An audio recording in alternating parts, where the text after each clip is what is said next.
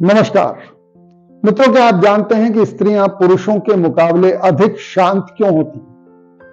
वो उनकी अपेक्षा अधिक आकर्षक और ज्यादा खूबसूरत क्यों दिखाई देती हैं?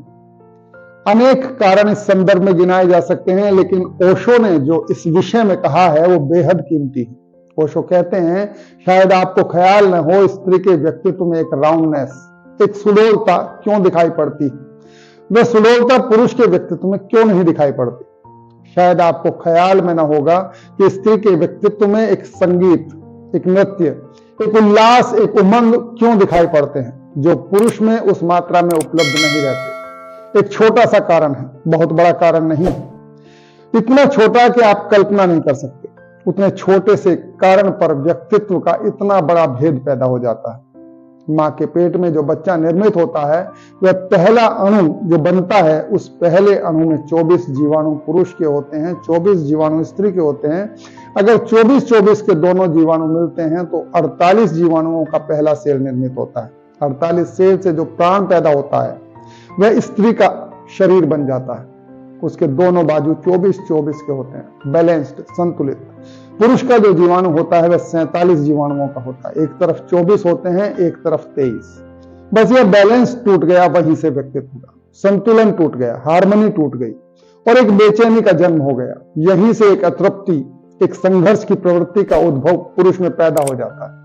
उसके जीवन में स्त्री जैसा बैलेंस नहीं होता। स्त्री के दोनों परडे बराबर हैं, दोनों ओर 24-24 जीवाणु हैं, एक संतुलन है। उससे स्त्री का सारा सौंदर्य, उसकी सुडौलता, उसकी कला, उसके व्यक्तित्व का रस और उसके व्यक्तित्व का काव्य पैदा होता है। और पुरुष के व्यक्तित्व में जरा सी कमी है। उसके तराजू का एक परडा 24 जीवाणुओं का है तो दूसरा 23 जीवाणुओं का। इस असंतुलन से ही उसके जीवन में बेचैनी है, एक छटपटाहट है, एक अधूरापन है। मां से जो जीवाणु मिलता है वह 24 कोष्ठ का है और पुरुष से जो मिलता है वह 23 कोष्ठ का है। पुरुष के जीवाणुओं में दो तरह के जीवाणु होते हैं, 24 कोष्ठधारी और 23 कोष्ठधारी। 23 कोष्ठधारी जीवाणु अगर मां के 24 कोष्ठधारी जीवाणु से मिलता है तो पुरुष का जन्म होता है। इसलिए पुरुष में एक बेचैनी जीवन भर बनी रहती है, एक इंटेंस डिसकंटेंट बना रहता है। क्या करूं, क्या न करूं, एक चिंता, एक बेचैनी, यह कर लूं, वह कर लूं। पुरुष की जो बेचैनी है एक छोटी सी घटना से शुरू होती है और वह घटना है कि उसके एक परडे पर एक अणु कम है। उसके व्यक्तित्व का बैलेंस गड़बड़ाया हुआ है। स्त्री का बैलेंस पूरा है, स्त्री की हार्मनी पूरी है, उसकी लयबद्धता पूरी है।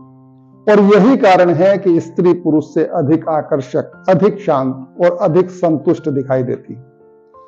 ये तो थे एक सामान्य स्त्री के स्वाभाविक शांत और संतुष्ट व्यक्तित्व के विषय में ओशो के विचार। बाकी रही उन स्त्रियों की बात जो पुरुष बनने में अधिक रुचि रखती हैं, तो न तो वे शांत दिखाई देती हैं और न ही संतुष्ट। रही बात सौंदर्य की, तो सुंदर तो स्वरूप उनका भी थी।